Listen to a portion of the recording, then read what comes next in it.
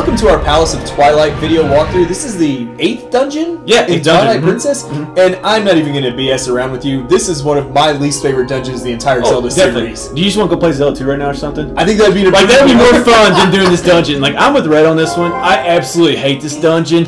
It's by far my least favorite in the game. Oh, for sure. I don't know if I would say it's my least favorite in all Zelda games, but it's close. It's really close. It's in the top 5 or bottom 5, I guess you would call it. I mean, this game was a darker game, but this just took it too far, really, in my opinion. And this dungeon goes like against everything that Hick and I really enjoy in a lot of Zelda dungeons, like good themes, colorful areas, that kind of thing. Like, this dungeon had none of that. None of it. And we usually like outside areas. You can see that this it's not too much outside, but there is quite a bit going on outside at the same time. But we hate this outside part, and we always love outside parts in dungeons. I mean, this entire game we've kind of been ragging on how much we don't like the areas when we're in the Twilight itself. And now we're actually in the Twilight Realm. Of course we hate it. Now here's my question: is like the atmosphere, like, you know, all the smoke and the fog, like, is it always like that, or is it only like that right now because of what Zant's done? I mean, my thought, since it's called the Twilight Realm, is that maybe it's like this all the time. That's what I think. I think it is like this all the time. I just wasn't sure. It's not a realm I want to live in.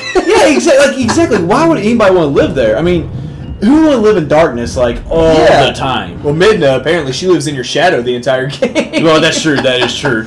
But it is, I mean, one thing that is interesting, like a little bit of the story behind this place is it's like the capital, I guess, for lack of a better word, of the Twilight Realm. And speaking of Midna, it was like her home. And the royal family. Yeah, the royal family used to live here until Zant took over it. Yeah, and then Midna got kicked into or came to our realm in Hyrule. To do all that good stuff. We're just like Red said, we're not gonna say a lot of nice things about this place at all, because that might be the nicest. Yeah, a little background.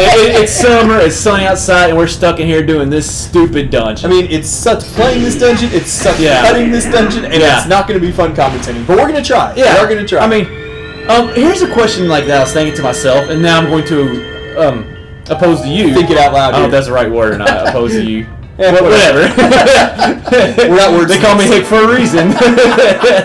But how would this dungeon be in Majora's Mask? Like, how would it fit in Majora's Mask? You know, part of it, like, Majora's Mask is a bit of a darker game too, don't get me wrong, but I feel like it's so much more colorful that this would just stick out like a sore thumb. Yeah, really. Yeah, it's a good point. Like, even though the game is kind of creepier and a little bit sad, the dungeon still did have a lot of color. Now, a lot of that was probably the art style, of course, that was used too. Like, as this whole game has been a darker game, but I don't think it would fit. I really don't. I mean, it's hard to pick a game that it would really fit in. I mean, you think about some of the other dark dungeons we've done, you think, like the Shadow Temple is one that jumps to mind, but the rest of that whole theme was like death and the undead and all that, and it seemed to match. Here, you're supposed to be in a palace, for crying out loud. And you've got like these high arched walls and everything that we'll see a little bit later on, but it's just so bland. I'm like, what king or royal family would live here? For being a castle of a royal family, like, this place makes no sense. Like, it doesn't really, like you said, it doesn't really look like a palace or like a castle or anything. No, you better believe if I was a royal family, my palace would have art on the wall. Yeah, exactly. Yeah, like a dining room table somewhere. Yeah, it wouldn't be great. I mean, like at Snow Peak, like, you know, like as a mansion, it looked like a mansion. Hyrule Castle looks like a castle. This place, I don't know what this place is. It's not fun. You're stupid. You're stupid, Past Twilight. You're stupid. And on top of this, like, I hate this black fog that we're in right now. That as soon as you touch it, it turns you into Wolf Link. That, you know, we've had the ability to switch back and forth like we want to ever since about halfway through the game, or even sooner. And now you're suddenly stuck back in this area where you can't control. It's just a little side note. Kind of talking back to Lost, though. But we'll get too far into that because not everybody watched that show. No, definitely. That's about the only thing that I liked about that black fog in this dungeon. Now, if only it would have made the creepy music.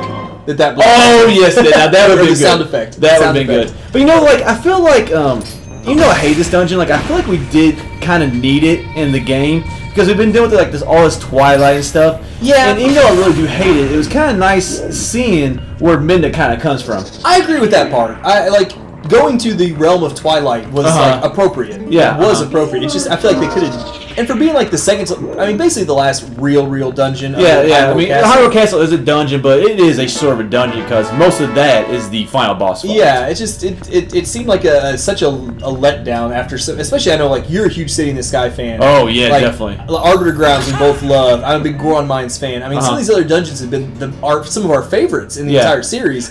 Yeah, I just remember, like, I mean, as soon as I got in here the first time, like, you kind of mentioned this before we started, like, entering that mirror and everything. I mean, that was really a cool part, but, like, as soon as I got in here, I was just like, I'm not going to like this place whatsoever. Now, our viewers may appreciate watching me struggle with the Wiimote and the hookshot.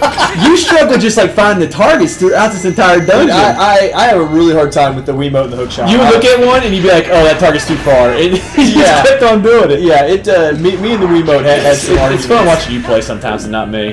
I mean, trust me and the Wiimote just every now and then, my aim is. It was not tougher good. on this game. Like, people complain a lot about Skyward Sword. Yeah, but it was really a lot better in Skyward Sword. Like, this game, the Wii remote was hard to use in my opinion. Yeah, I think the Motion Plus helped with Skyward Sword. It was a little more precise. Yeah. This one, plus just getting used to it for this game because it was the first one that had it. Yeah, That was especially playing on a GameCube, which was a different, version. Yeah, exactly. Yeah, I don't even know what I'm pointing at. Yeah, it happens. Yeah, I will say, I know we said there's not a whole lot of good things to say about this dungeon. We haven't said one so far yet. No, I don't think, not many. The way they utilize the double hook shot. Oh yes, love that. It's pretty nice. 'Cause we're climbing up in these rafters like the freaking Batman. Pretty much the whole dungeon we use that. Now, if they could have just brought back the spinner, I might actually have some good feelings about this dungeon. Actually, they should have used the spinner throughout this entire dungeon. I might have liked it. I'd have liked it a lot more. Now, one thing I do like is those bars that come over the door right there. Like, in every other dungeon, we've basically seen, like, metal bars. Yeah. I guess you could say. So it was kind of cool seeing something a little bit different right there. Now, what's not so cool is fighting Phantom Gant or Shadow Gant or Hologram Gant. This is, no, the hand. What's the hand called? We don't fight the hand yet. We gotta fight, I think the hand is called Zant Mask, wasn't it? Or no, that's the heads. That's the heads, yeah. This is like the Tupac hologram Zant. I guess.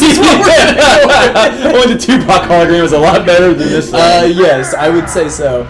But that's another knock on this dungeon, though. It's like the enemies we encounter, you sat here and heard us rattle off a few of them. You get Phantom Zant, you get Zant's hand, you get Zant's mask, or Zant head, whatever it is. I wish we fought a mini boss that was different. Like, we're going to fight Zant in like 8 stages later on. Like, let's just get a little something different for the mini boss and kind of foreshadow what happens. We don't get a weapon in this dungeon either. So, there's just a lot of elements that seem like they were missing from this dungeon. There were. Like, not getting an item, just this kind of a stupid. And really, there's no new enemies. All they did was just add basically shadow to them. Exactly. They made them darker. They added some purple, and then they just basically put shadow or Twilight in front of them. We've had the shadow keys, the shadow Deku Babas, or whatever they are. Even the Zant stuff, it's kind of new, but it's still Zant. There's some I don't know if it's shadow. Is it shadow or Twilight? I can't remember which one it is. I think it's shadow. But they have like Shadow Argo Rocks, Shadow Keys, and the Shadow Beast, which we fought the entire game, of course. But it's just.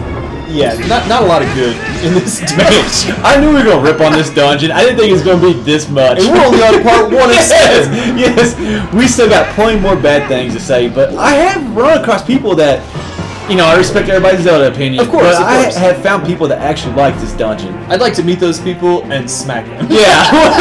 Don't go too far. I wouldn't say that. I hope they're bigger than you. I hope they're bigger than you and they kick your butt. I'd like to meet that person and have an educated conversation about Zelda, about their opinions on Zelda. Well, everybody likes different things in Zelda, and that's what makes it so great. Yeah, that took me off right there. Like, the hologram does look kind of cool though. It looks cool, like the way it's flickering and stuff. Yeah, but it kind of took me off that I only had to hit him that one more time. Yeah. I was like, couldn't get that one extra hit in early. That's how it always is, man. Yeah, it's just worse if you die in between those hits. Oh yeah. Man, well, that's the first time we get to fight hologram there. We have to fight him again in part 2 or 3. Yeah, and one thing I didn't like. I'm just not gonna say that anymore. But like the 2 parts that we go to get like these souls right here, that apparently are the power of life. I don't know how this little soul powers life, but whatever. But like just the 2 areas, like even though they were a little bit different, they just seemed very the same. They were a little different puzzle wise, but they had the same look, of course. The same enemies, the same amount of rooms, I think too. Like going back, I think it's 3 rooms. If you include the mini boss room. And man, I hate this hand. It's literally just like a slow panic, and you actually do a good thing right here. You use the hook shot like 3 times to stop them. I don't know if I knew that the first time or not. Oh man! Which if you're looking for a adrenaline rush, don't use your hook shot on this dude and play against him. Well, it's great. It doesn't stun him for a long time. It only stuns him for like maybe 10 seconds, but that's enough time to at least get to where you're going. Can you stun him with anything else other than your hook shot, or is it only your hook shot? You might be able to with the bow. Sorry, claw shot. Yeah, claw shot. Yeah, the bow takes too long to aim and fire. Plus, you have limited, although we do have 100 arrows. Yep. Now, here's something that's pretty cool. Like, how cool would it have been if we could have had that concept in other Zelda dungeons where we just put that down and the stats popped up to the next level? That would have been completely awesome, but we'll actually go ahead and wrap up part 1.